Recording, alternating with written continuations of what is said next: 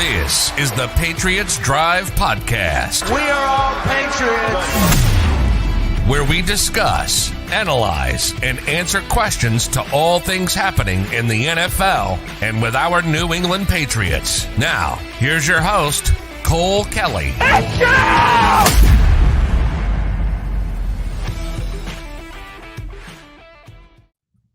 Welcome into another edition of the Patriots Drive Podcast. Today we're going to be talking about training camp. It's right around the corner. Training camp starts tomorrow. Veterans reported today. Feels like a long time coming, but it kind of feels like it happened quicker than I expected. From the draft to now, we have had kind of a long off period, but we're back. We're getting back on our normal schedule, trying to get back into the swing of things. Tomorrow, 9:30 is the first practice. So usually it starts out slow now with some of the training camp rules with the CBA and all that stuff. So it's not going to be too much crazy action going on quite yet, but we'll be here to preview some position battles today and throughout the next couple of weeks, talk about what we see at training camp, what's being reported. And then I'll be out there next week at some point and give you guys some live reporting on what I see with my own eyes. So I'm here with my co-host, Chase Campbell. How's it going, Chase? It's going good. I'm glad that we don't have to talk about the red uniforms being the biggest, brightest subject of the offseason anymore. we get actual football in less than 12 hours right now. So that's finally good. And it's going to be exciting with, a young team, guys that we're expecting to contribute. And then a lot of question marks. We'll see camp, last year was a big surprise when they cut Cam Newton and we found out Mac Jones. What are the surprises going to be this year? We'll find that out shortly. And I'm sure that with New England and Bill Belichick, there will definitely be some surprises in the next coming weeks. That's just how the Patriots seem to operate. So I'm really excited to get into training camp and get into preseason, get into the season. 47 days away from Patriots football, the first regular season game. So I'm excited, man. We're ready for that. We're certainly getting there. But before we get started with this episode, though, guys, make sure you guys like, subscribe, comment, all that good stuff. Comment your thoughts on the video today on these conversations we're having.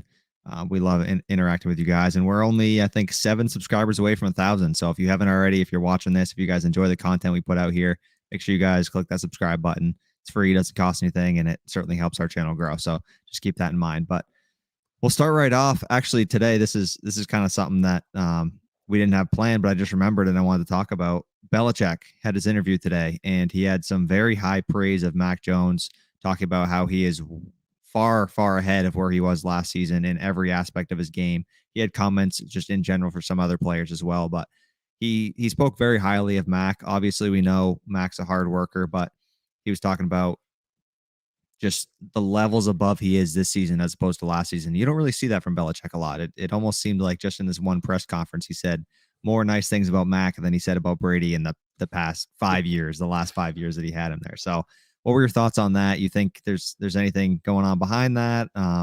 What reasoning do you think there was for Belichick to hype up Mac Jones as much as he did today? Yeah, I think this is a young quarterback, and I really do believe that they are giving him a lot of reins in the offense. They didn't name an offensive coordinator, they didn't name a defensive coordinator, and whether we think it's Joe Judge, Matt Patricia, whoever it is, I think whoever is the signal caller calling in plays, Mac Jones is going to be involved in it heavily too. So I think he's just giving him a boost of confidence. You've heard it all off season too from players too. Kendrick Bourne had high praise for him, Hunter Henry, guys like this. They're excited for Mac Jones, and I think we should be too. This is probably. I'm not saying that the Patriots are a bottom 10 team in the league, but this is one of the few bright spots that we get to watch. Even if we do suck this year, we get to watch Mac Jones. And I hope that we don't suck. And like you see teams going after it with guys on their rookie deals, especially at the quarterback position. So I hope that we're able to see, a little bit of competition out of the Patriots, but just seeing Mac Jones, you've heard about it. He went to Tom House. In the offseason, he's been working his ass off, grinding. People have been talking about not only is he looking better physically, but mentally he's taking control of the offense. So I think it's just a confidence boost from Belichick, and I like it. I'm excited to see what he does, but I think that you got to take everything that Bill Belichick says with a grain of salt because it can be flipped just like that. I guarantee you, he's still hard on him on the field, and they're trying to get him up to speed and ready to go for camp and for a season because Bill Belichick is not accustomed to losing, and I fully believe no matter what we think, he thinks the team that he's constructed is probably a Super Bowl contender. And, we can say what we want, but he is fully confident that this team can make it to a Super Bowl, which we'll see. We all have our doubts, but he's got to get the morale up somehow, and especially going into camp. So I like the stuff he had to say. High praise for Mac Jones, and I'm excited to see what he does too. As you guys can see, Jace is very excited and very high on the Patriots this year. Not very high on the Patriots, but I think no. I was being sarcastic. 2 minutes into the training camp previews, well, if we suck this year, this is the only thing we have to look forward to is Mac Jones. No, I'm just kidding. But no, I see what you're saying though. Mac Jones certainly seems to be a spot for excitement for people outside of the organization, fans in general for this team. It's exciting. We got a young franchise quarterback, so we hope. We saw a lot of good signs from him last season, and if he continues to make those strides and he really is as improved as Belichick says he is and all these other guys around him, I see no reason why this team can't be competitive like they were last year. And if they get hot at the right time, you never know. It's about injuries. Teams get lucky. You never know. Do I think they're a Super Bowl contender this year? No, not necessarily. But do I think they should be a playoff contender if they stay healthy and if Mac Jones does take steps forward? If Devontae Parker works out, if we get a couple of guys to step up in the cornerback room, some younger guys in the linebacker room, which we'll talk about here shortly. But I don't know. I'm excited. I'm trying to be optimistic for this upcoming season. I know we've had our doubts. I know there's definitely a lot of holes in this team. It's just the rooms I just talked about. There's a lot of question marks on this football team. So it's going to be exciting to see how the roles kind of filter out and which guys step up, because every year somebody's got to step up. And a lot of the times it's these younger guys on rookie deals that end up stepping up and contributing to teams that surprise you a little bit. And hopefully we get a couple of those surprises from our draft picks this year and from the past couple of years who haven't contributed as much as we'd hoped them to. The thing for me, and I'm not saying I fully 100% agree with you. The Patriots will compete with Bill Belichick, with the team that they have, but New England, if anything, stayed the same as last year. They didn't get any better, in my opinion, just on paper. Okay, now Mac Jones is going to be better. I'm expecting big things out of Kendrick Bourne. Devontae Parker is a great addition, but they didn't get better on paper. You go around, you look at the Raiders, you go look at the Broncos, you go look at the we lost J.C. Jackson. You go look at the Chargers that are a dang good team. You go look at all these teams that are getting better on paper. The Dolphins in our division. On paper, New England is not a playoff team. Now, I'm not saying that they can't be a playoff team, because on paper and what happens on the field is a totally different thing, and Bill Belichick will have these guys ready. But right now, there are so many question marks with the Patriots offensively, defensively, even with the coaching staff, that it's hard to come in here and be like, hey, this is the team that we saw last year that was pushing to win the whole AFC in the regular season. I don't know if we'll see that this year, because there are some dang good teams in the NFC, and a lot of the teams got way better when New England stayed the same, if not got a little bit worse on paper. So that's where I'm coming from. And training camp will be a big thing. Obviously, the biggest thing coming out of training camp and preseason, you got to stay healthy. Remember a couple years ago, Julian Edelman tears his ACL. Tragic blow for the Patriots. You don't want to see any of that, especially when you're looking at this team and you're like, they're already a little bit lackluster in talent compared to most teams in the AFC. You can't be having a Kendrick Bourne, Devontae Parker guy go down and be missing the half the season or the whole season in training camp. So, and we had a scare of that last year with Judon in that first preseason game. I think Cody nailed it on the head here, though. I think what you're missing is the Dalton Keene breakout year, and you're not accounting for that when you're talking about the Patriots being worse on paper, because you can't account for Dalton Keene's breakout. That's coming this year. You're right. I can't. No, but what about the N'Keal Harry breakout? That's coming in Chicago. 2023 Chicago right now. No, but I agree with what you said, though. If anything, the Patriots are worse on paper this year than last year. But like you mentioned, the Belichick factor, and also we got to account for, hopefully, some of these guys taking a step forward. Year 2 in the system for a lot of these guys. Judon, Aguilar, KB, Mac, Barmore, Ramondre. I think Duggar still has room to improve and take another step. So we got a lot of young guys on this team that have room to grow. And if they all take a step, I don't see why we can't be around where we were last season. Do I think we're going to be much better? No. I think we're going to be somewhere right around where we were last season. And that's okay. We'll see Mac hopefully progress. We'll see good things from some of these young guys. And next year we got a lot of cap space, and we can spend it on some players, hopefully, to build this team for the future and continue to have long-term sustained success. This year's probably not a Super Bowl year, but that doesn't mean you can't make a run. That doesn't mean you can't be an exciting, successful season. And that doesn't mean that something couldn't happen. I mean, we saw Joe Burrow and the Bengals go to the Super Bowl last year and almost win it. I mean, they came one play. If Aaron Donald wasn't Aaron Donald, they win that game on that last play to Jamar Chase wide open. You know what I mean? So crazier things have happened. I'm not saying we can't win a Super Bowl this year. I'm just saying if I'm betting on it, it's not going to be this year for us. But I still think there can be a lot of exciting things, and there's a lot of exciting things to look forward to for this upcoming season. I'm excited to see how Devontae wears that number one that Nikhil wore so proudly. It's gonna be exciting to see how he fits in this offense with Mac Jones and just a year two progression. I'm thrilled to see how Mac has progressed. That's what's so exciting about this. Like having Brady for so long was incredible. Every year you had the best quarterback, and there was no question about that. But now, I mean, when we got Brady, I was like basically just born. Like I didn't get to really watch and enjoy Brady's progression and all that. And now we're starting off fresh. We got a rookie quarterback, and I'm thrilled to be on the ride with this kid and see where he can take this team and watch him progress, watch the ups and downs and see the trajectory of this player. Because to answer Light Shadow's question here, I think he is a franchise quarterback for the Patriots here. I love everything I've seen about this kid's work ethic, the way he approaches the game, his mentality. He seems like a Bill Belichick type guy, a Patriot guy. I mean, he played for Alabama. It feels like a perfect fit. And if he continues to improve his arm strength, improve his processing, keep doing the right things, eat correctly, his diet, he looks great compared to last season. He definitely does look like a new person, and I'm excited to see what he can do for this team. I got a lot of hope and excitement for this season, even if it doesn't end in a Super Bowl. I'm excited to watch it and be here for the ride. Well, and the other thing too is I've said this since last year is I think this was a 3, 4, maybe a 5-year rebuild until they're a true contender.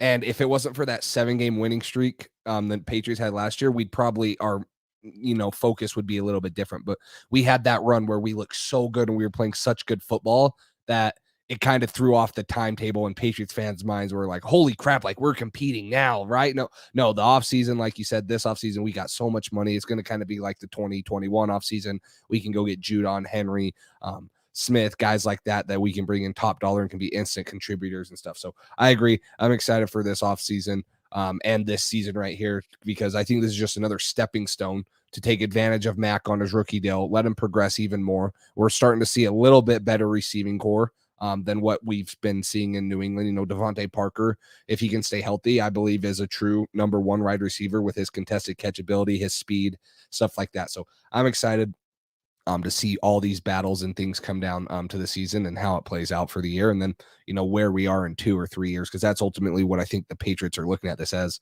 where are we in 2 years? Are we getting better every year? So that's what I'm excited for.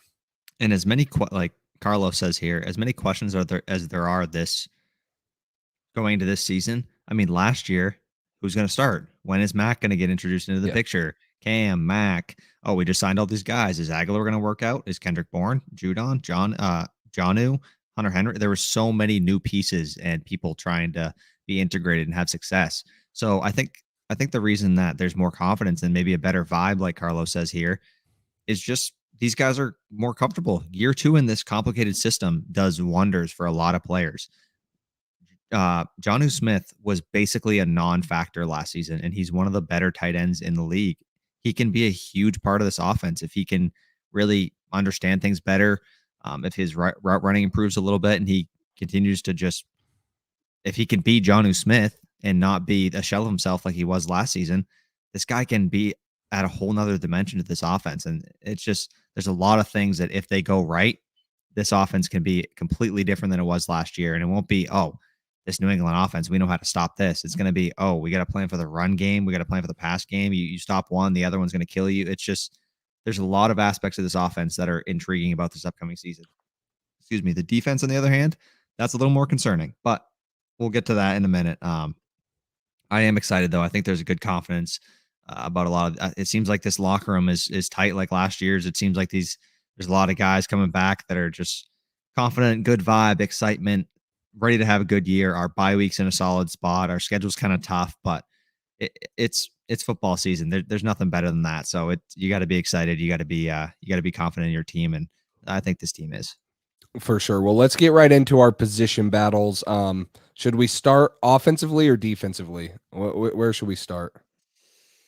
Let's start on the defense side of the ball and move to the offense. Okay, let's start, in my opinion, the biggest concern following the J.C. Jackson departure right here. And this is going to be the cornerback position right here. So starting cornerback room, thin, added Malcolm Butler. You bring in Terrence Mitchell from the Texans. You draft two guys like that. Jonathan Jones coming off of injury. But what do you expect this cornerback room to look like, and how do you think it's going to play out in training camp? I'm scared. I can't lie. That is as my biggest concern as well. You lose J.C. Jackson and Stephon Gilmore last season. Well, JC, you lost this season, but Gilmore, you had them both at the start of last season. You thought we were going to be great, and then this year you don't have either one of them. So it's concerning. I mean, we're going to be depending on either a couple rookies or just retired Malcolm Butler, or both, and that's certainly concerning for me. Jonathan Jones, obviously, we know what he brings to the table. I have high hopes for a couple guys that we drafted this year, Marcus Jones and Jack Jones, both talented players who can do different things. From what we heard in mini camp, Jack Jones seemed to impress and seemed to be getting some reps with some of the, you could say, starting cornerbacks. So we'll see what he brings in training camp. This is certainly going to be the biggest thing to keep an eye on. I think this training camp is how this cornerback room shakes out, because there's a real possibility Jack Jones could be starting with Malcolm Butler and Jonathan Jones out there week 1. And that's scary sounding against, are we facing Miami week 1 again, right? Yep. In Miami. Yep. So you're going against Tyreek Hill, Jalen Waddle, and Cedric Wilson, all those guys with this cornerback room. So it's concerning. It's a little nerve-wracking, but if Bill found another diamond in the rough somewhere out of this draft, that would be huge. This would be the year that we need it, certainly. I'm sure next offseason we'll invest in the cornerback position, I would hope. But we're going to need a lot out of some young players and a retired player, Malcolm Butler, this year. But this is certainly a position that I feel very shaky about. One of the hardest positions to play in football is cornerback, and you're guarding these elite wide receivers who are already unstoppable. And if you got rookies and young players going against these guys, it's hard to trust them to do that all game, especially in big moments. So I'm nervous. Cornerback concerns me. I wish I had a more positive outlook on the cornerback room as I do on the offense and Mac and all this stuff, but I'm definitely worried. Yeah, this is where I look at the position room and I go, who am I most confident in? Jalen Mills, obviously, I'm confident in him. I think Jalen Mills is a great cornerback number 2. Now, can he be a good cornerback 1? Yes, but he struggled in Philadelphia. He struggled at times last year. I don't know if he's consistently a great cornerback 1, and that's what concerns me. Is we got some dang good receivers in this division, let alone in the AFC in general, and quarterbacks. And we're having a very young, inexperienced secondary, which I love Jack Jones. I love Marcus Jones, but I'm sorry, you don't just cornerback might be the hardest position to play in the NFL other than quarterback. But with the rules on offensively and how you can't touch them, you can't make contact with them, and their defensive PI holding, what yada yada. That it might be one of the toughest positions. It certainly is the toughest position to play on defense, in my opinion. And even if Jack Jones and Marcus Jones are starting right away, I don't fully expect them to be like very good until week 5 or 6. Like and like you mentioned, they're gonna come week 1 and have to guard Jalen Waddle and Tyreek Hill. Guys, I love Jack Jones. If you haven't watched the film review that I did of him a couple weeks ago, go watch it, because I'm super high on Jack Jones. But that's one of the 2 fastest and best route running receivers in the NFL. And you're going to throw him out there and expect him to do something good against him.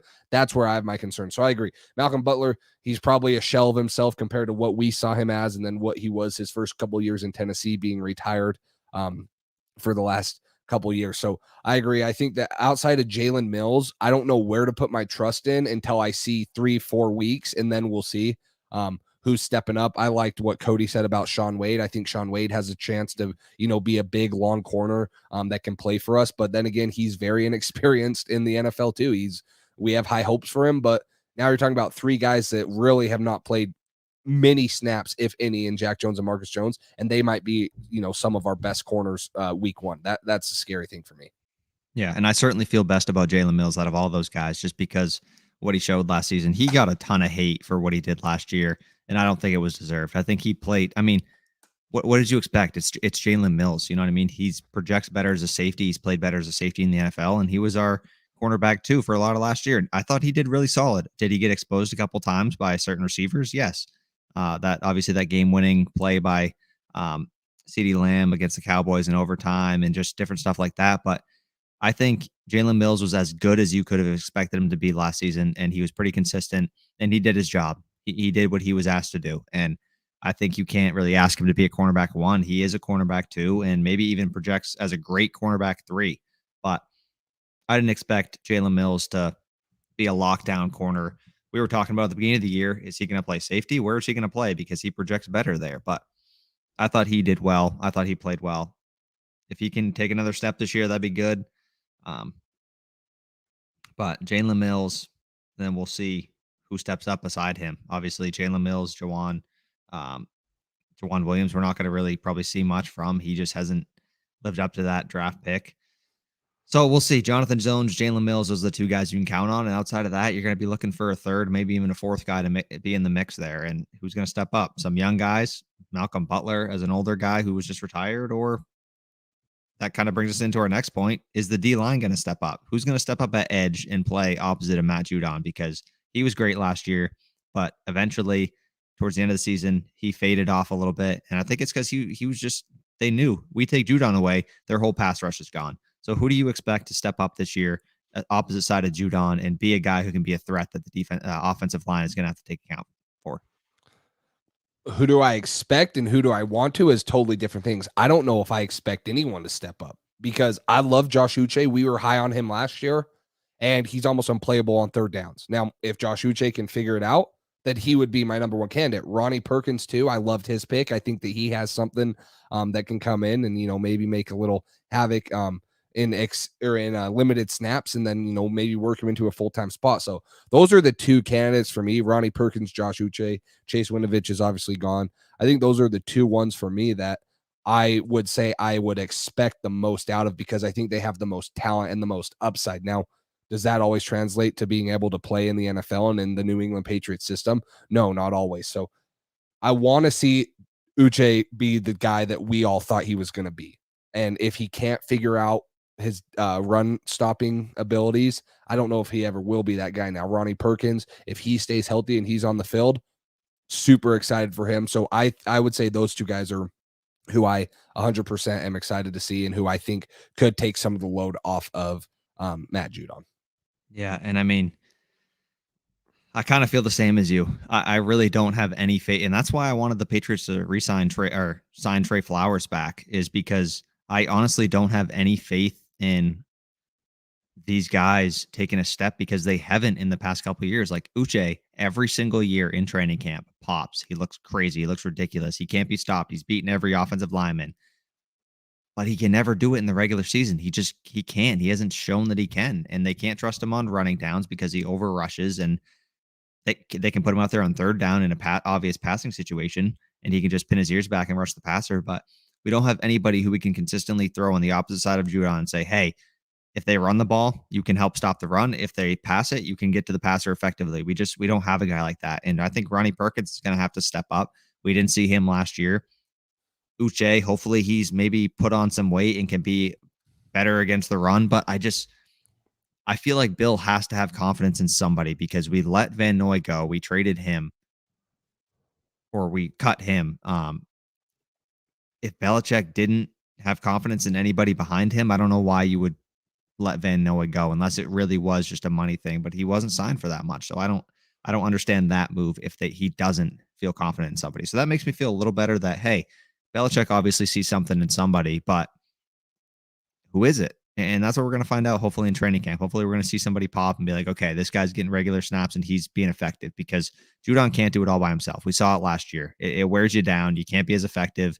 And then we're spending $16.5 million on an edge player who's can't do anything because he's getting double teamed and the rest of our team can't do anything. So I think that having a guy like Barmore on the inside make more strides, continue to be as dominant as he was last year, that's going to help alongside Judon. But if we could have another guy on that edge, get to the quarterback, apply pressure, help out our cornerback room, which is not super talented, I think that'd be huge for this team this year. Yeah, the other guy that I am super excited to see, and I think that will help. Now, it doesn't really go into the edge column, and I'm trying to pull up his stats right here, but Christian Barmore, I mean, this is a guy that I think can help take pressure off of Matt Judon because he's going to be able to get interior pressure. Now, he was I have my PFF pulled up right here.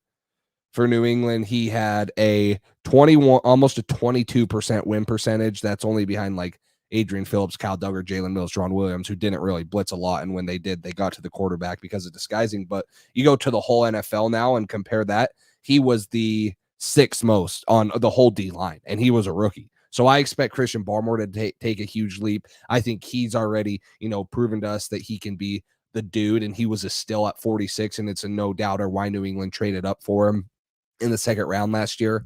They nailed it with that pick, especially when people were mocking him to New England at pick 15 last year. So I think that Christian Barmore is another guy. When you're just talking about who's going to help Judon get to the passer, we've seen him. We knew that he was going to be a twitchy, fast, explosive defensive tackle. Now, we had concerns about the running game. If he can make that leap in the running game and continue his production at the pass rushing area, the interior D line guy or defensive line with his pass rush production, I think Judon is, going to be a huge, not Judon, sorry. I think Barmore's going to take a huge load of pressure off of Judon.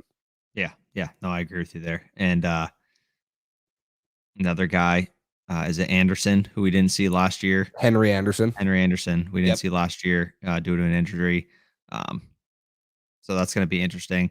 One group we didn't include here, but is worth talking about is the linebacker group as well. That's going to be interesting to see how they rotate some guys in that situation as far as who's going to step up. Obviously, they re-signed Juwan Bentley, so he's going to be in the mix. And then Cameron McGrone, he's healthy this year. He's going to be playing hopefully. There's a couple different guys that might be getting some significant minutes there, and obviously they have a little bit of confidence, and they're going to let some of these young guys play because they let a guy like Hightower go. So who do you think is going to step up? Who do you see being a contributor on this team, or who do you see having an impact bigger than most people would expect?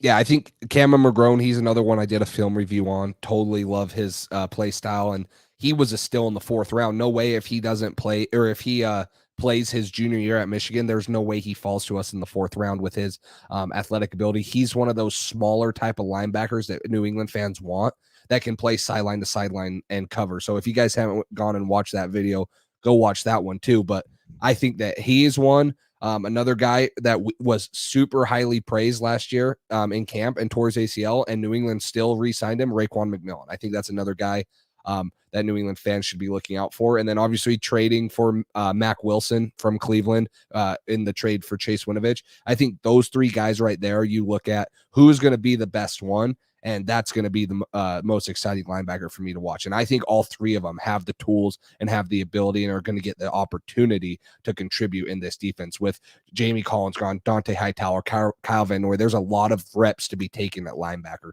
So I think those guys are the ones that I'm looking for to step up the most in training camp. I agree. And it'll be interesting to see if Peppers and Duggar continue to play in that type of role and help out those linebacker snaps. And see, this is why we need a Boston Sports Minute right here. Cody. We got it. Oh, we'll do it.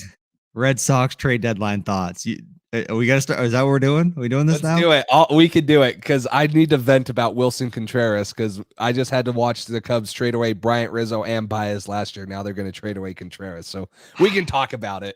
I understand the pain. Have you paid attention at all to the Red Sox recently? Not recently, no.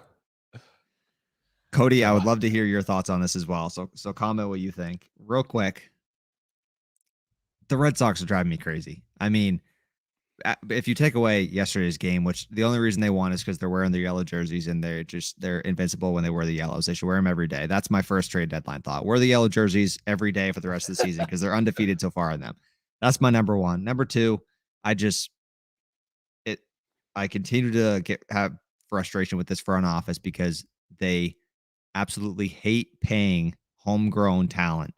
There's no reason why they should be disrespecting Rafael Devers, offering him $21 million a year when he is a top 3 player in the AL, top 5 at worst, I would say. One of the best third basemen in baseball, young upcoming talent. He's a menace with the bat. His defense is tremendously improved. Bogarts, they're disrespecting as well. They're going to let this guy go. They're going to let Xander Bogaerts. The Cubs are going to sign him. Oh my! I can't believe it. Yeah. I don't understand the approach here. The team is underperformed. We have a ton of holes. It's just they were so hot in June and they overcame so many different injuries and big guys stepped up. Josh Winkowski, Cutter Crawford. We had different pitchers from AAA come and step up. We just that hasn't lasted forever. And now Chris Sale, I feel so bad for the guy. He's been through so much and one game comes back, looks great against the Rays, looks like a little bit like his old self, 5 innings, no runs allowed, like 3 hits, 1 walk. He looks great. And then first inning of his second outing, he plays against the Yankees and just gets his pinky just destroyed. And it's like, oh, now he's probably out for the season. Trevor Story gets hit in the hand. Matt Strom gets hit in the hand. We had 3 guys go in the IL with hand injuries by getting hit by a baseball in a period of 3 days. I mean, it's just that kind of luck. And then Devers with his, I think it's a hamstring or something. And then JD with his back injury. We're putting out a AAA lineup with like 2 to 3 everyday big leaguers every single night.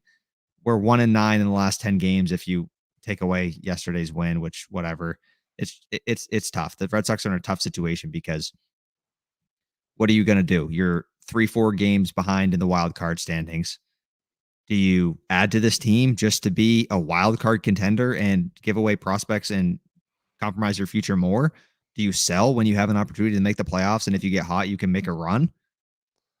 It's tough. There's so many players who might not be here next year between Xander, JD, Nate Eovaldi, Christian Vasquez. You can sell high on a couple of these guys. You can get some prospects back and plan for your future, or you can try to contend this year still and see if you can get some health.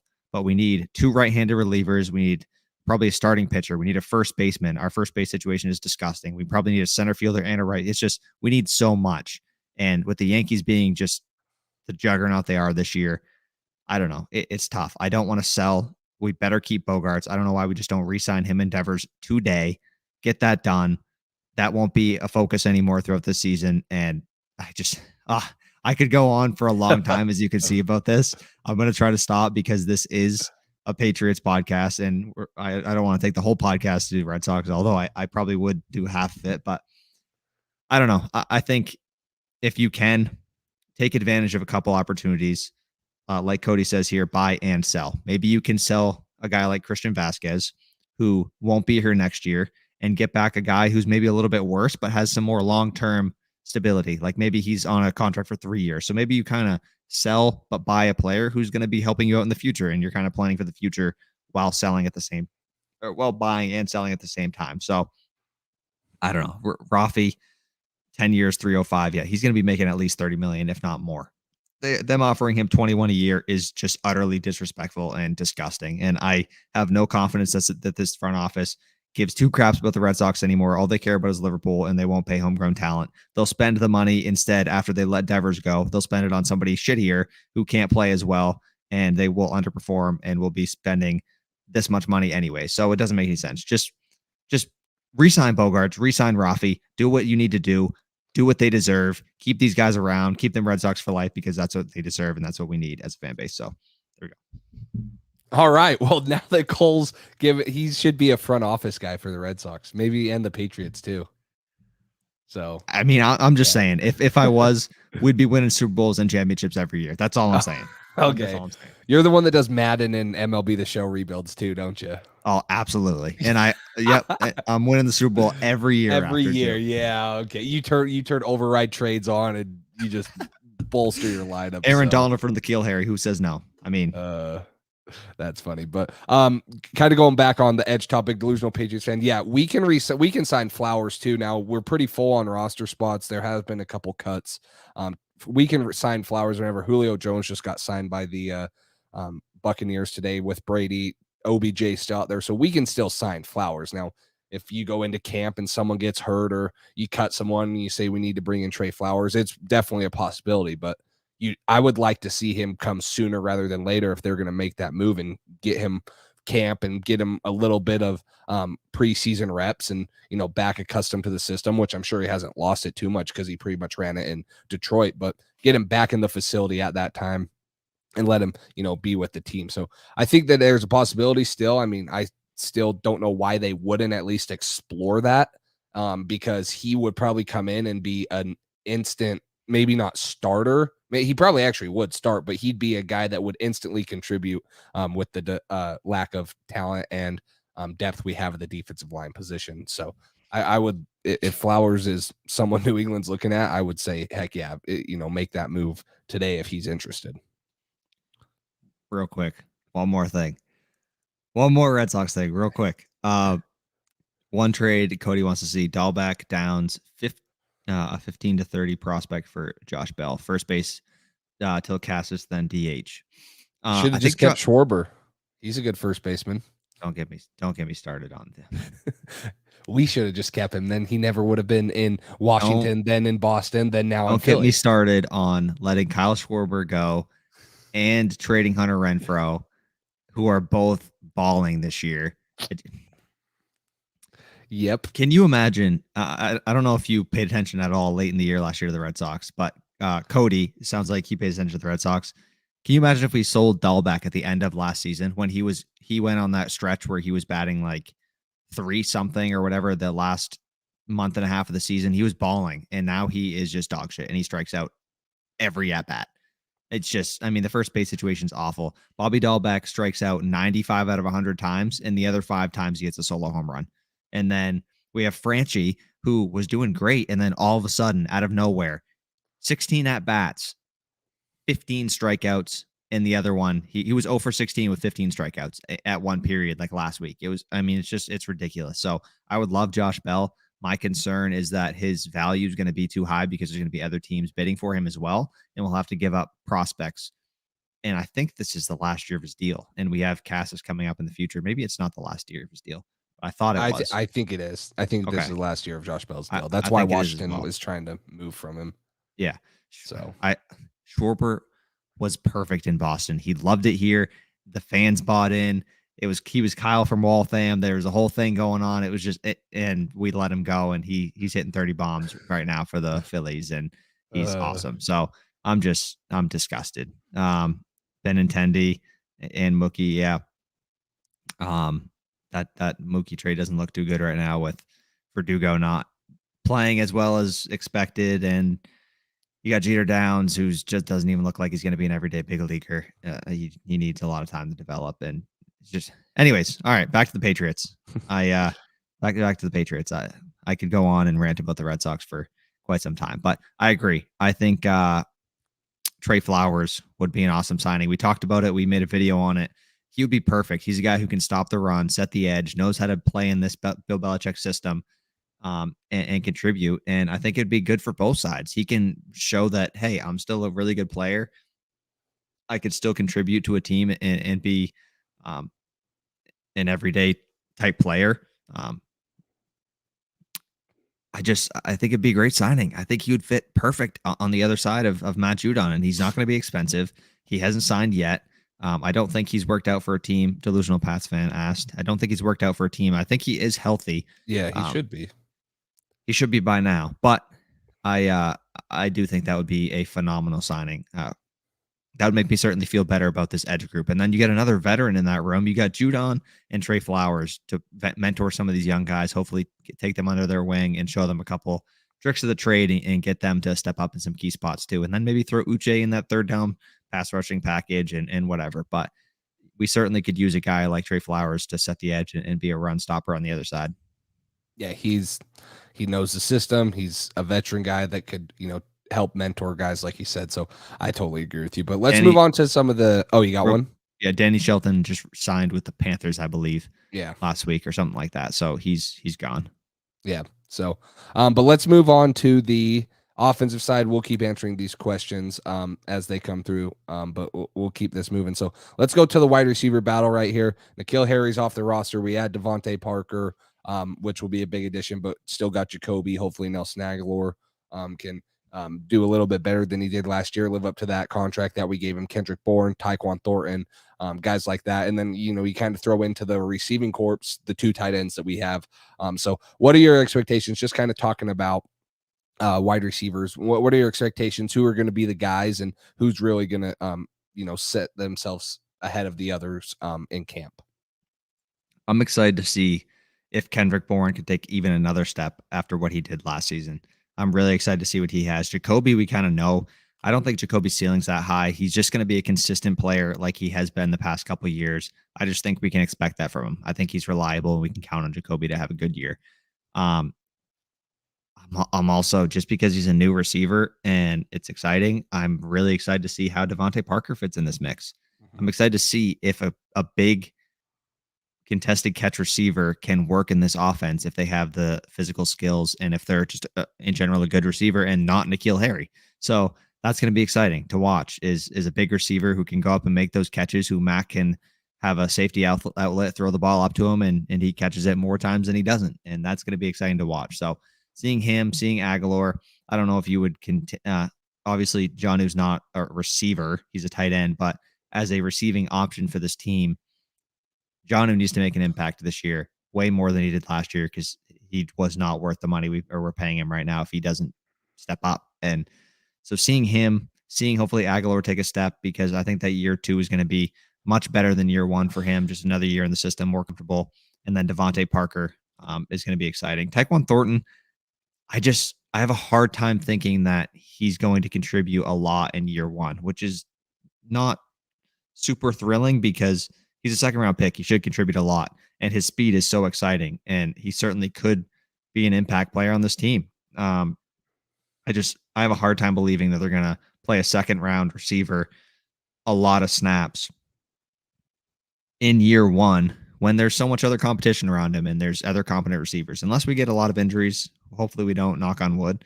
I think Tyquan's probably going to be more of a year 2 guy where he starts to get his snaps.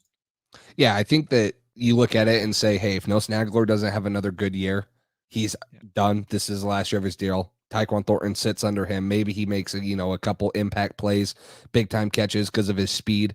And that's how we incorporated him in the offense. And then if Nelson Aguilar is gone after next year, we don't re-sign him, then he's a year 2 guy. I totally agree with that. And then this is interesting to talk about Trey Nixon and Christian Wilkerson, because we saw Christian Wilkerson at the end of last year make a couple plays. Now, yeah, against the Jaguars, but we talked about it. Should he be getting more playing time than N'Keal Harry? Well, heck yeah, he should. Now with N'Keal Harry off the roster, it makes it interesting because Trey Nixon had a really good OTA period. Sounds like him and Mac Jones had a couple big time plays, deep throws down the middle of the field. So sounds like both those guys will be battling out. I don't know what it looks like though with the roster. Maybe only one of them makes the team, because you look at the receiver position, Tyquan Thornton's probably going to be there, no matter how much he's going to play. He's a second round pick. He'll be on there. They won't put him on the practice squad or anything. And you got Devontae Parker, who I'm super excited to see if he's fully healthy. I expect him to be our leading receiver just because of talent alone. He's been grinding with the guys, has a good attitude. He wanted to be here. I have high hopes for Devontae Parker. If he plays all 17 games, then like you mentioned, Kendrick Bourne, what's his second year leap going to be? He's only going to get more rapport with Mac Jones. He's going to get more comfortable in the system. And then Jacoby Myers is the guy that's Mr. Consistent. He's the Danny Amendola, the Julian Edelman that we've had for so long, and we know what we're going to get out of him. It's probably not going to be 1,000-yard receiver, but he's going to be Mr. Third Down. He's going to do all the hard stuff that we need him to do. And then Nelson Aguilar is kind of the guy that's like, what are we going to get out of him? Like, he can easily be an 800-900-yard guy with 6-7 touchdowns, or he could be like he was last year and be severely underwhelming. So that's how I kind of look at the receiver room and how it's going to play out. And I think that it's going to, be telling right off the bat in training camp and preseason who Mac Jones trusts and who he wants to get the ball to in key situations and who he trusts the most. So that's what I'm looking for, is who Mac Jones is building that rapport with in training camp and preseason. Yeah, and it is going to be interesting. Like you said, Trey Nixon stood out this during the mini camps, and a lot of people liked what they saw from him. We'll see if he can keep that up in training camp, and it's going to be interesting, because I feel like what we're going to see is a lot of offensive highlights, a lot of offensive good stories about the offense. And I'm kind of going to be wondering the whole time, okay, is this good offense or is this bad defense? Because our cornerback room is looking scary. So probably a little bit of bad defense. And that's what I'm concerned about. So it might be hard to evaluate these guys until we get to some of these maybe joint practices, and then we see some of them going up against other teams. Not that I think their practices are with the Raiders, the Giants, and I don't remember the third team, but it's not like there's any like dominant lockdown cornerback rooms there. But it's going to be, they're going to get week 1, we're going to know what this wide receiver room in this offense is made of, because that's a tough defense in Miami. So we'll see there. But yeah, Trey Nixon and Christian Wilkerson. Wilkerson looked good in preseason last year. He dropped a couple balls. If he can clean that up, he had a good game against Jacksonville. We'll see where they go from there. But let's see. Didn't think of it like that. Roster barring injury. Okay, let's get into our last one on offense. And before we hop into this one, we are, I think, 5 or 6 subscribers away from 1,000. So if you guys are watching and you guys aren't subscribed already, which a lot of you guys are not, if you're not subscribed, click subscribe, like the video, keep commenting your guys' thoughts. We appreciate the continued support from you guys. So if we hit 1,000 for this while we're live, I'll do a special dance or something. Oh, click that subscribe button to see. I don't know what it will be, but I'll play some music that we got and do some dancing, baby. Oh boy. So, yeah. Yes. Get us to 1,000 while we're live right here. And you guys won't, I promise you won't regret it. So. Oh my goodness. I might regret it after I see it. I might have to close my eyes midway through whatever this dance that Jason's got playing. Everyone's just going to unsubscribe once they see yeah, it. They're going to hit 1,000. Then we're going to go back down to 0 subscribers after this. Even the people not watching it unsubscribes them automatically. No, I heard YouTube what happened. Just I'm takes done. it away. Yeah, YouTube deletes the channel. All right. Let's hop into the running back battle, though. This is a good running back room. We got a lot of talent in this room between Damian Harris, Ramondre, a couple rookies, James White, which I have a couple concerns about, which I'll talk about in a minute. But how do you think the running back reps will be split throughout the season, whether that's the third down back role, first down, who's going to be kind of in there on passing situations, who's going to split with James White, any of these rookies going to get any reps? What are your thoughts on this whole running back room?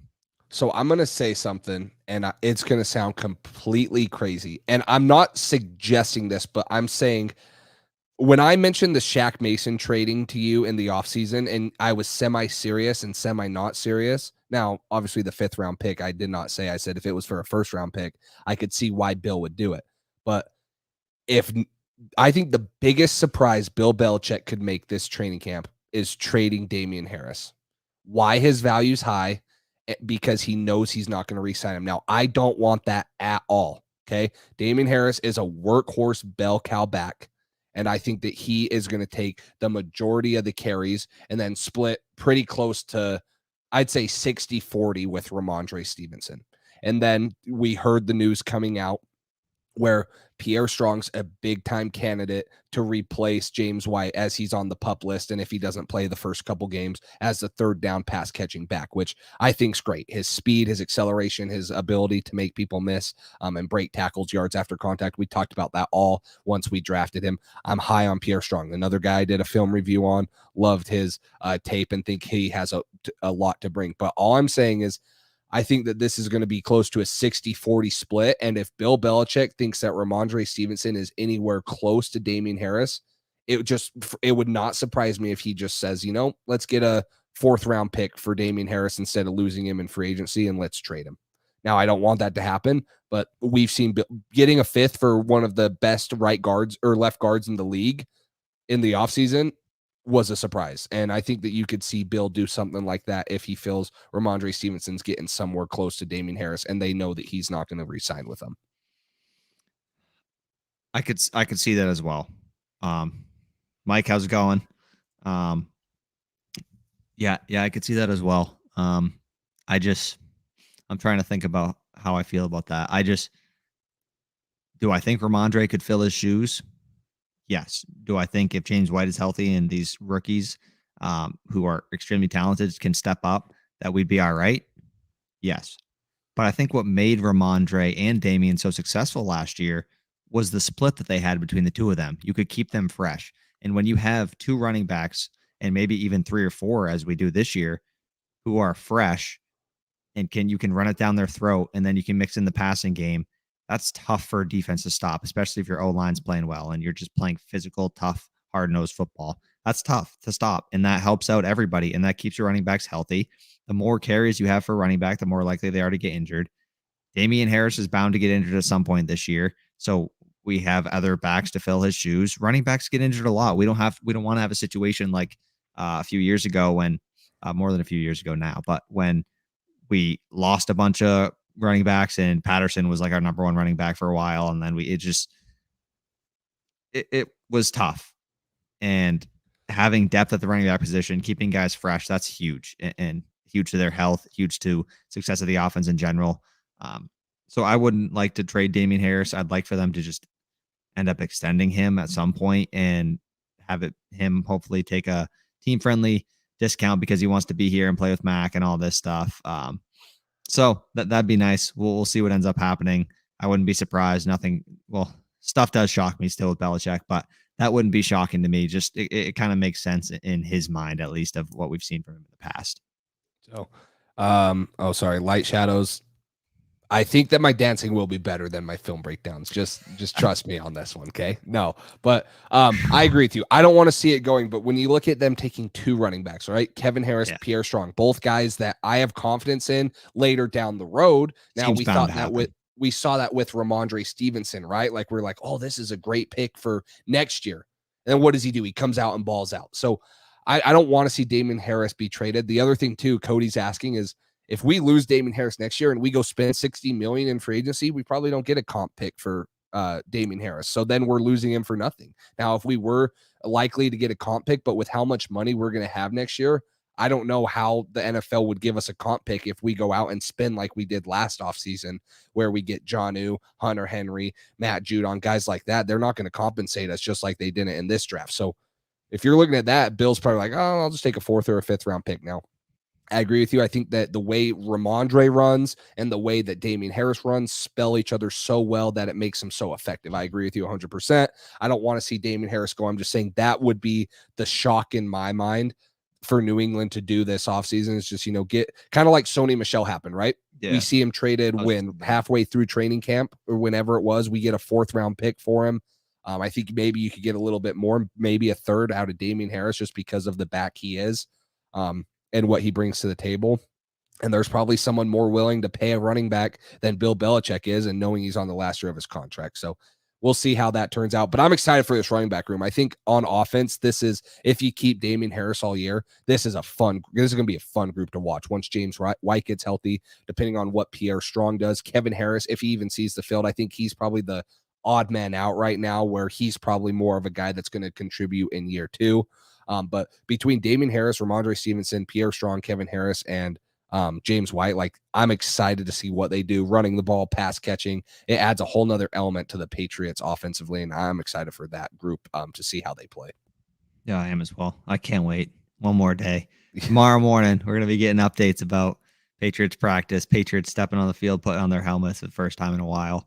I can't wait. What if they come out in the white helmets? They won't, imagine. But how often do you think they're going to wear those this year? I don't know. I'm hearing most teams are probably wearing their alternate, once or twice. Yeah, Why? I think like 2 or 3 so games. Cool. Yeah, probably 2. Maybe a primetime game in Foxborough. You'll see it. Maybe Thanksgiving. That'd be kind of cool if they do a Thanksgiving throwback. But yeah, the red. Yeah, purple. I think it would. I'm guessing probably 3 maximum, maybe 4.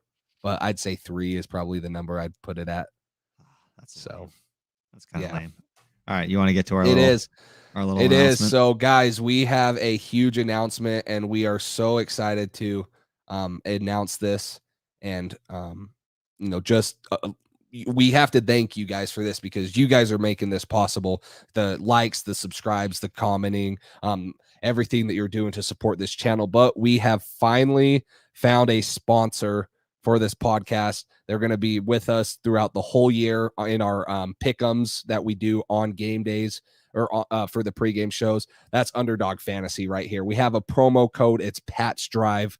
And they will match your first deposit up to $100. So if you put $100 in, you get a free 100 from them. If you put $20 in, you get a free 20 from them. So Underdog Fantasy, use code Pat's Drive, or there's a link in the description of this video that you can click on. It supports our channel. We're going to do a fantasy draft right now, and I'll kind of explain it for you. And then we're going to make a fantasy football league on Underdog, and we want you guys to join this and do it with both me and Cole. We'll probably do a 12-team league, but that will be closer to the season. But Underdog Fantasy is the easiest fantasy football site. This is their BBM. They number 3. They call it the Best Ball Mania. As you can see, $10 million in prizes this year.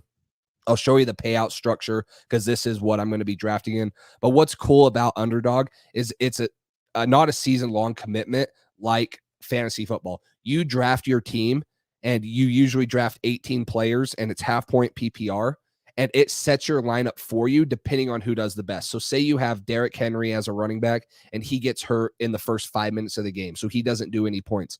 It doesn't matter if you started him or had him on your bench. They're going to put together the best lineup of one quarterback, two receivers, two running backs, a flex, a tight end, and a kicker. So that way you don't have to set your lineup every week. You don't have to worry about trades. You don't have to worry about waivers, because whoever scores the most out of the 18 players you have, you're going to get points off of that. And that's how it goes. So we're going to do a league like that. I'm going to share my screen right now and kind of show you a little bit more of the best ball format that we are going to be playing. And this is their marquee one. So see, if you come in to the Underdog Fantasy right here, it's the Best Ball Mania right here. If you click on it, you can see it's $25 an entry. So if you guys put in $25 today with our promo code, you can get 2 free entries technically, or you can do one into this, save the other for the entry that we're going to do into our own fantasy league. But you can choose between 2 options. You can either do 30 seconds per pick or 8 hours per pick, just depending on how long you want to take. Now, we're going to do the 30 seconds per pick, obviously, because we don't want to wait 2 hours. But if you scroll down here, you can see the payout. So if you get first place, you get $2 million. Okay, now how this works, I'll scroll down and you can see all the payouts right here. But how this works is it's a tournament format. So, where'd it go? Right here. So round 1 is weeks 1 through 14. Now, weeks 1 through 14, you're with 12 guys, and it's just like 12 people in a league, kind of like a fantasy football league. So once you play in those weeks 1 through 14, the top 2 teams in that league advance to the quarterfinals. Then if you win, you go to the semis, then the finals, and then that's how you get your payout structure. So first place, 2 million, second place, 1 million, third, $500,000, and then so on and so forth. So pretty much all you have to do is make it out of the top 2 out of your league to be guaranteed money. And if you get anywhere from 75th thousandth place in the whole league, now right now there's 450,000 entries, you're going to get $35. So you're going to make $10. Now, obviously everyone's playing for the big time money, but Underdog Fantasy is doing this for us right here. And every week we are going to have the pick'ems brought to you. You can also do pick'ems. So you can come up here to the pick'ems and we'll be doing this, and you can make your own slate. So if you think Charlie Morton's going to throw for over 103 pitches, you go the over. Same with all this, and we'll do this in fantasy. You come up here, you put how much you want to pay, do the payout, or how much you want to put in, and then the payout's in the top, and then you submit it. So we'll be doing this for more football season, but right now we're going to focus kind of on the drafts, and I'll kind of show you the interface right here, how it works. But if you guys have any questions, go ahead and ask it in the comments away why we do this, and then we'll just kind of be drafting here and answering your guys' questions for the next 15 minutes. So go ahead, answer away. I also pinned the link in the comment section. So check the description or the comments section, the pinned comment.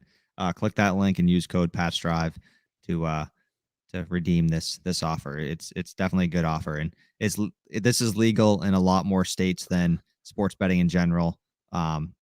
It's legal so the pick'ems is legal in 40 of the 50 states. I have it pulled up right here, actually. The ones that it is not legal in, which it's not Utah, it's not Massachusetts, it's not Maine, I don't think so. I'll read them right here. It is legal in all 40 states, but where did it just go? I had it pulled up right here.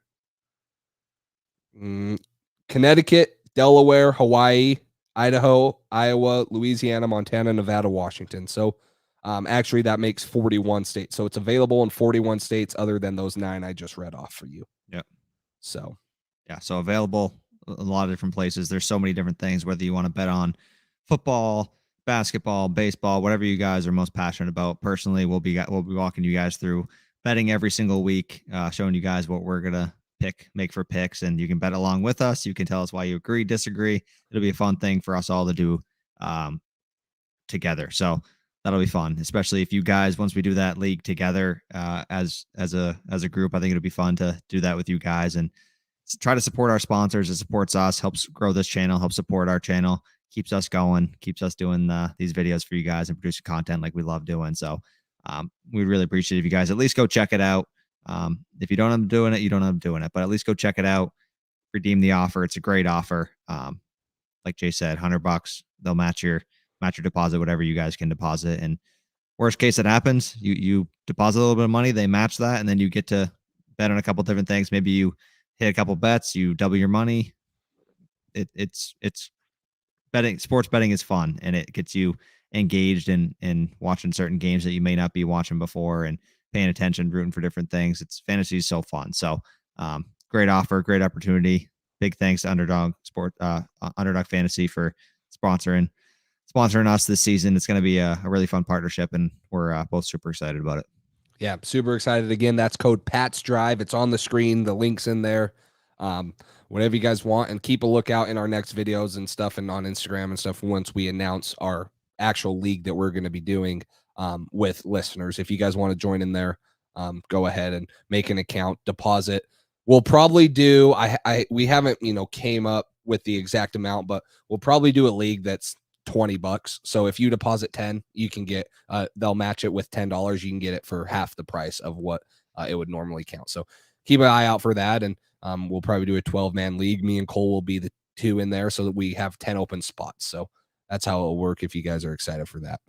So, but this is kind of the interface as we're going. So you can see we have 30 seconds per pick, and you can sort it by quarterback, running back, whatever you want. I'm going to take Devontae Adams here, half point PPR. And it's snake style draft. So I'll get another draft or a spot here in a minute. But this is, as you guys watch this, it's pretty simple. It's kind of like any of your other ESPN, Yahoo, NFL fantasy sites you've been on. It's just a year-long fantasy league with a bunch of other people and a big-time payout. So, you worried at all about Devontae's production dropping with not being with Aaron Rodgers, with Derek Carr, and splitting with Darren Waller and Hunter Renfrow? No, because I think he's that good of a receiver. He's that guy. I think that he's going to be one of the ones that Josh McDaniels is going to take care of. And I think you're going to finally see what would have happened if New England had a true number one receiver. See how he'd, make an impact for Josh McDaniels' offense. And there's a connection there between him and Derek Carr, who played college football together at Fresno State. So I think that we've been seeing all these guys that have reunited with their college, targets, the quarterbacks and receivers that were college guys. And so we'll see that. And I think that that's going to play a big role. And I do think that there'll be an improved offense with Josh McDaniels Josh McDaniels as the head coach and him, being in charge. So that team is going to be fun to watch this year. Yeah. It was a good opportunity for McDaniels and Ziegler and making those moves. That's going to be a good team, and it's going to be a tough matchup for the Patriots, obviously, when we face them. But outside of that, I'll be rooting for McDaniels to do well. Except for when they play us. Yeah, outside of that game, I'll be rooting for that. But great facilities there, good, cool stadium, cool new stadium, and a ton of good talented players that they're going to get to use as weapons. I mean, Devontae Adams, Darren Waller, and Renfrow all on the same team that's scary. Oh, speaking of Julio Jones to the Bucs, we didn't even talk about that at all. I know that's not Patriots related, but oh my goodness, that is. I know Julio's not who he was, but Chris Godwin, Mike Evans, and Julio Jones, Well, I saw a tweet. I forgot who it was that tweeted it. That was like, there was all this talk while Brady was still in New England, like, go get Antonio Brown, which we did for a game, or go get Julio or something. And now he's had both of them on Tampa Bay, and Mike Evans and Chris in Godwin. Like 2-3 years. He's just living his best life. Brady is over there where he can get all these guys, and he's loving it. So, yeah. So. Any questions you guys have in the chat, just go ahead, drop them. Any Patriots training camp related. If you guys watch college football like I do, and I think Cole watches a little bit of it, probably, I think he said not as much, but if you got any questions about anything college football wise, like who am I in for the Patriots to take last year, I actually have a post coming because I think that this is a pretty deep draft class at multiple positions New England needs to address, and hopefully they don't just go like right guard again. I would love to get more into college football just because it would make the draft process easier. You could fall in love with guys quicker. You would know a lot more about prospects without having to watch as much film after, because it's kind of learn all these players in a month. That's kind of what I have to do before during draft season or whatever. But I spend most of my Sundays watching NFL football. I don't want to spend all of my Saturdays watching college football too, and just be sitting on the couch all weekend, every weekend. But I do want to start watching more of it. I just got to pick and choose certain games, and but there's college football is fun to watch, and the environment's ridiculous. Like some of those college stadiums are insane. How crazy the fans get, the stadiums, how many people are in there. It's crazy. The atmosphere compared to even NFL stadiums. You got NFL stadiums seat 60 to 70,000, the biggest ones, and you got Texas A&M, Michigan pushing 110,000 fans, and it's insane. It's all local people and fans and cheerleaders, and I know they have that to an extent. And I mean, just the student section alone too is what makes college football crazy. You got probably 20, 30,000 students on campus going to these games and standing up the whole game and cheering. Like, could you imagine just like a section of Patriots fans of 20 to 25-year-old college kids having the time of their life just cheering on the Patriots? That's what college football is. It's crazy. So yeah, that atmosphere in college. And it's like when you're at a college or a school, like even high school, but more so in college, like you're just, you feel like you identify more with that. And you're like such a big part of that community because you're there with all the other people who go there. And it's like college football fans they're for real. They're intense, and it makes for some great environments and some great football games and moments. So let's see what you got. You're 3 picks away. So you got DeAndre Swift and so I took DeAndre Swift, Adams. Devontae Adams right here. I'm probably looking at Travis Etienne with no James Robinson right here, and this being half point PPR. And I really don't know if they have they paid Christian Kirk to be a big time receiver. Well, they paid him like a big time receiver. I don't know if he will be one, but I think Travis Etienne has value right here because of what he's going to be doing in the running game. And I think that also with the connection that he had with Trevor Lawrence at Clemson, that they're going to have a little bit of pass game connection. So Alvin Kamara is a little scary to me. I think that he's maybe on the downhill side of his career where he's been such a workhorse for them. And Jameis Winston doesn't really like throwing to the running backs as much as Drew Brees did, with God. Yeah. That was so much of his value was Drew Brees throwing the football, and he just don't do it anymore. I had Kamara last year. I drafted him, and he's not on the board anymore anyways, but yeah, they took him right before me. So I was so frustrated. I ended up trading him for Dalvin Cook at one point, and Cook ended up starting to do a little bit better, but it's just so frustrating because there were so many opportunities for him to have great games. And I play in a full PPR league with my buddies, and he just didn't get any of the touches that he used to get. He used to be such a dominant receiving back, and they don't even target him. And I don't know why, because they had no other options last year for the Saints. Now they got a couple of receivers who are exciting. Jarvis Landry, Chris Olave, Michael Thomas will be back. So we'll see how that offense looks this year. Maybe that will take some pressure off Kamara and he'll have a better season, but who knows? We'll see. Wait, one thing I think we should talk about. I think this is funny and it persists to the AFC East. What about the Zach Wilson news? Did you keep up with any of that? No, you heard the story, right? I heard the story a little bit. Yeah, so with his mom's best friend or something. Yeah, that's that Utah baby. That's like an hour and a half south of my house and stuff. So, that's funny. Oh, jeez. Now everybody's wearing different shirts. I saw CJ, the tight end, was wearing a Zach Wilson shirt or something coming in training camp today. Yes, that was funny. So, but Light Shadows had a question here. You want to answer this, Cole? He says, new O coordinator, major shift in our cornerback position, etc. Are you guys expecting any major shifts in our play style or philosophy on either offense or defense, and what changes might those be? Oh, yeah. Sorry about that, Light Shadows. I saw your comment earlier. I just forgot to pull it up. Yeah, I think we've kind of touched on it a little bit, I think last episode. But it sounds like we may be kind of shifting more to an outside zone scheme, switching things up a little bit. And I think that will certainly change the way our offense looks, going away from a fullback a little bit. It sounds like with Jakob Johnson saying that the Patriots told him his position was no longer needed. Maybe that's that Dalton Keene breakout, though, that I think it was, I don't know if it was Carlos or I think it was Cody was talking about Cody, earlier. Yeah. So but in all seriousness, I do think it's definitely going to look a little bit different. I think they'll keep a lot of the same things that worked well, and they'll keep their same identity in a sense, but I think you'll see different things from a schematic standpoint, and maybe trying out some like I said, outside zone schemes, some different run schemes, and see how that bleeds into the pass game as well. But I think they'll try to keep a little bit of their identity in what's worked so well for the past however many years, 2 decades. But it will be interesting, and we will know more as training camp progresses and we start to see more and more from this team, and we hear reports. So it's going to be exciting, though. New players. I'm not as excited about the new coordinators, I'll say, but some new weapons and maybe a new scheme. That's definitely got to get you at least a little bit excited about the possibilities of what this offense could look like this year.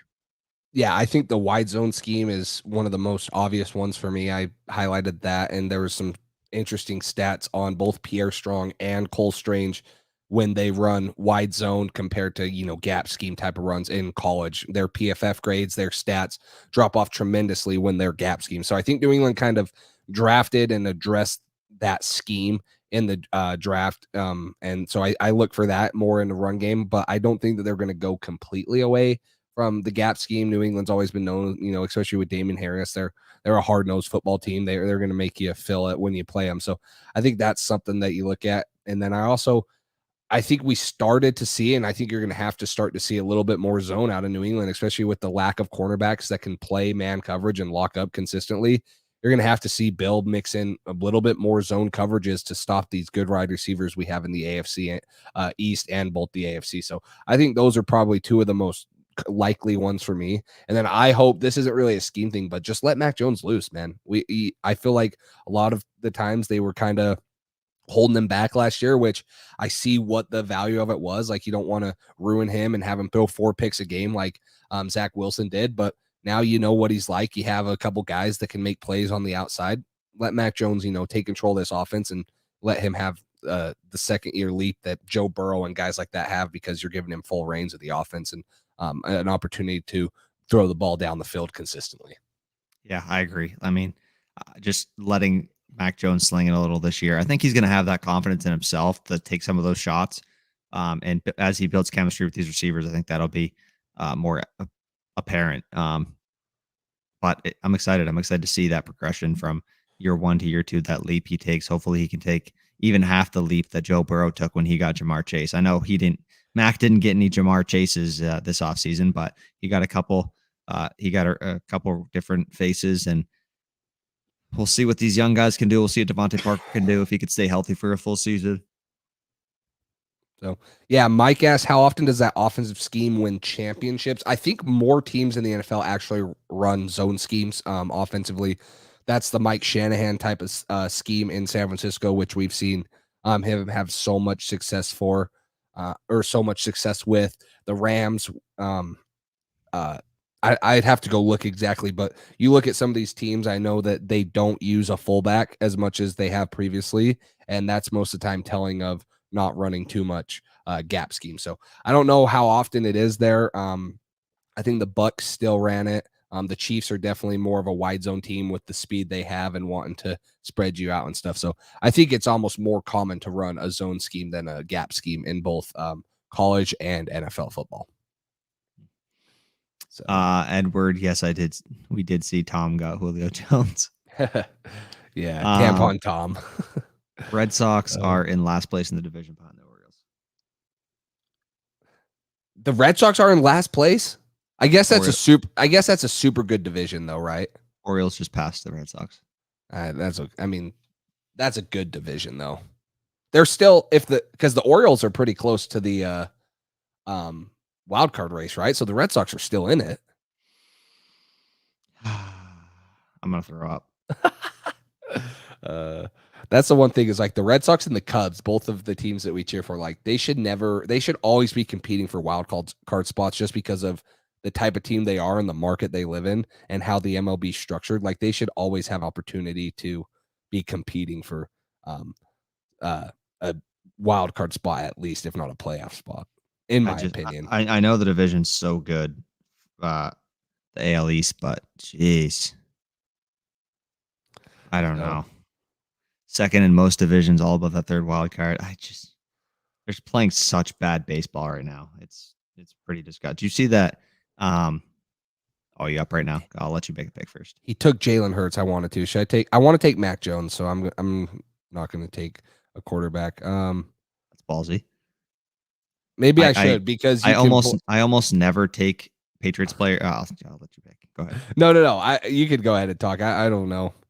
I have 6 seconds. You got So 4 seconds. let me take AJ Dillon. I think that he's going to be, somewhat of a running back. The cool thing about this, and if you guys weren't here when I introduced it, is it doesn't matter who you have in your starting lineup. Say I have DeAndre Swift and Travis Etienne, but AJ Dillon goes off for 20 points. It's going to automatically put him in the starting lineup. So your lineup is not locked as soon as the games start. So that's why in this league, you could just go super running back heavy. Now you only get to play you only can start 2 running backs. So your 2 highest scoring running backs will get there. And then you get a flex spot too. But it's cool because you don't have to sit here and worry about, oh my gosh, DeAndre Swift hasn't played since the first quarter because he got an ankle injury. It's automatically going to fill who gets the most points that week. So that's what's cool about underdog fantasy. I got murdered last year by starting the wrong players. Yeah, it was. I still finished in second in the fantasy league, but if I would have started the right players, I would have won the whole league. I had like 2 or 3 guys on my bench that had like 20, 30 points in the last week, and it's just like, oh.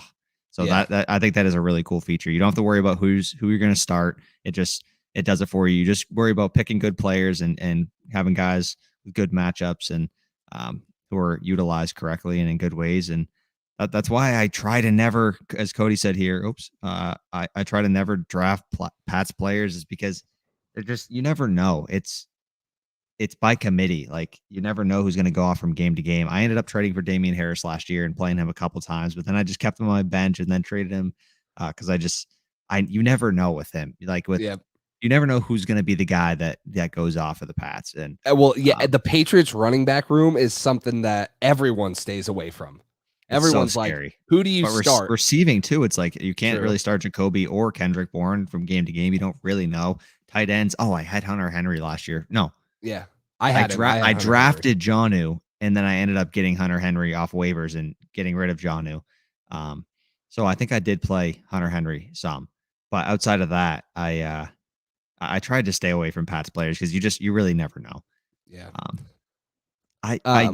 Do you guys think Bill knew Mechie had a health issue? I doubt it. That sucks. That's something I was actually going to mention. That is leukemia, and he said it's one of the most curable forms. So which is good. Yeah. Which is good, but like that sucks. Either way, like him having to miss his first year, him having just an awful disease that I know this one, like he said, is the most curable form of it. So I guess it's better to have that than something worse. But you just having that in general is awful. It's a tough way to start your career, and prayers up for him. Hopefully he can get well soon and be back on a football field and ready to go in the next couple of years. The other thing is, if NFL teams knew he had cancer, like that's something that would have came out to the media. Like, some people may try to hide injuries, but you don't hide cancer. Like, especially when there's so many life-threatening forms of cancer. And prayers up to him. I hope he makes a speedy recovery. And I love John Mechie. Obviously, Patriots fans wanted him so bad, and I still wish that we would have gotten him. But that's something that is scary to deal with. And you've seen James Conner come back from it and stuff. I don't know if it's the same type of cancer, but you've seen him come back and play from cancer. Eric Berry. So there's been guys that have done it and still have had great careers in the NFL. And I hope that that's what John Mechie has. So yeah, I'm a big fan of Mechie. Yeah. Cody says here, Cole is the reigning Belichick film school champ. I'll help you say a line of that. Cody, that would be awesome. Cause it's so tough. I sit there before the 1:00 start time of fantasy, and I'm going back and forth. I'm switching guys back and forth. I'm like, should I start this guy or this guy? And then I make a last second decision, and then I immediately regret it. Like, the other guy scores a touchdown within the first drive, and it's like, like, what am I doing? But did you see the NFL has a new streaming service? It's not NFL Game Pass anymore. It's called NFL Plus. So hopefully that's better than Game Pass, because we both paid for Game Pass last year and it was a joke. So what did you look into the details of that? Because I didn't really see much on it, but I got charged for it, I'm pretty sure. So I hope it's good. Maybe I got charged for it too. So I'm gonna take Damian Harris here. We talked about it. I know we don't take him, but If he goes off, it doesn't matter. He'll be put in automatically. So it's pretty much there's two different packages. It's either $9.99 a month or $4.99 a month. And the $4.99 a month one is preseason games and then live local nationally televised games. So like NBA League Pass and MLB At Bat is any game, but the $4.99 one for NFL is only the ones that would be broadcasted like nationally. So that kind of sucks. Like that's only going to be 2 games. Wait, so is that like CBS, Fox, whatever? Yes. And the $10 a month is every game? No, the $10 a month is the same exact price plus the all 22 film like NFL Game Pass. So there's actually not a way, from what I understood, to get every single game like there is on like NFL Red Zone or DirecTV Sunday Ticket. So there's no more Sunday. I thought Sunday Ticket was going to be selling their rights to somebody else. No, I think Sunday Ticket's still there because I get it every year. It better still be there. I'm going to be pissed if it's not. So you can still buy Sunday Ticket. Joke, bro. You can still buy Sunday Ticket and watch every game. Yes. That's why I think that but you'd have to pay the $10 a month to get because Sunday Ticket doesn't give you the Thursday night, Monday night, and yeah. So like for me, I have with my DirecTV package, like I get CBS, Fox, ESPN, all that stuff. Okay, so that covers it for you. That covers it. Then I buy NFL Sunday Ticket separately because most of the time, even if the Patriots are scheduled to be on live TV, we get the Broncos or something that Fox is because I'm on the West Coast. So even when the Patriots are nationally televised, it's unlikely that I get them. So that's where I get NFL Sunday Ticket from DirecTV because then I can just watch it whenever. So yeah, that'd be good. I'll have to look into those packages, but hopefully it's better this year than it was last year because, like you said, that we couldn't do like any film reviews. It was so bad. Shit.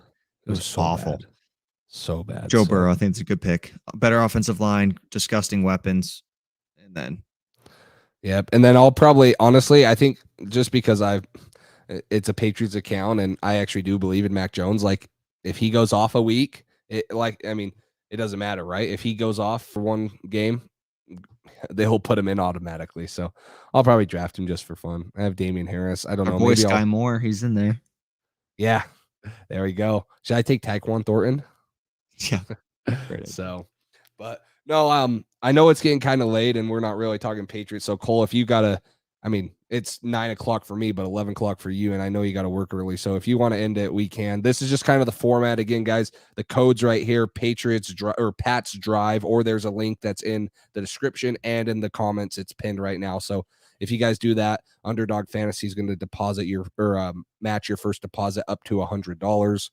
And then you can join this Best Ball Mania League and have a chance to win over $10 million in prizes. First place gets $2 million. And then you can be on the lookout for us doing our own personal league with you guys. And we'll probably draft live and, make a little live show out of it and keep up to date with it. So if that's something that interests you guys, we'd really appreciate you guys supporting, and we appreciate Underdog, being the first sponsor on this show. And I don't know if we hit 1,000 subscribers. So we're 5 away. 5 away. So I don't have to dance. So maybe I'll save it for next time.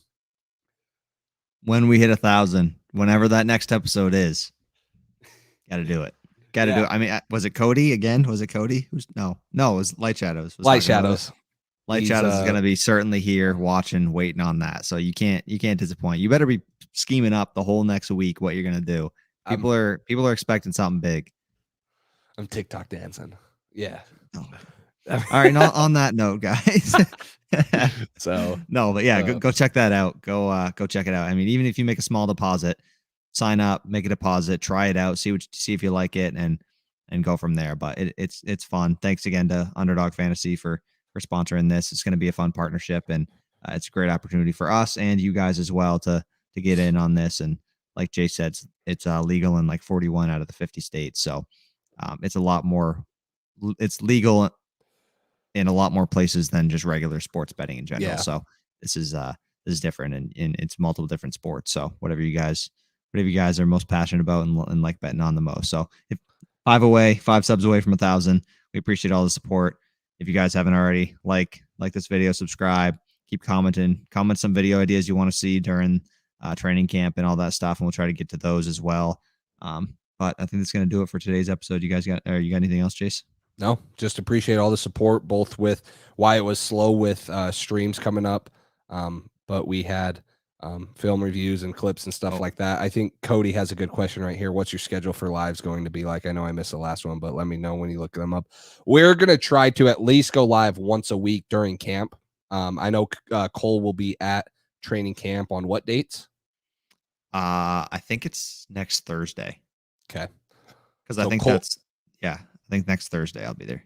So Cole will be at training camp, which will be good for the stream, and we can do that. But once it's in season, we always do a Wednesday night pregame show where we do pick'ems on Underdog, which we'll do this year, predictions, keys to the game, and then we always go live after the game, whether that's Sunday, usually Sunday night if they play on Sunday, or Monday night. So that's kind of the in-season schedule that you guys can start to plan on. I mean, we haven't fully talked about a schedule, but like I guess we're doing it right now.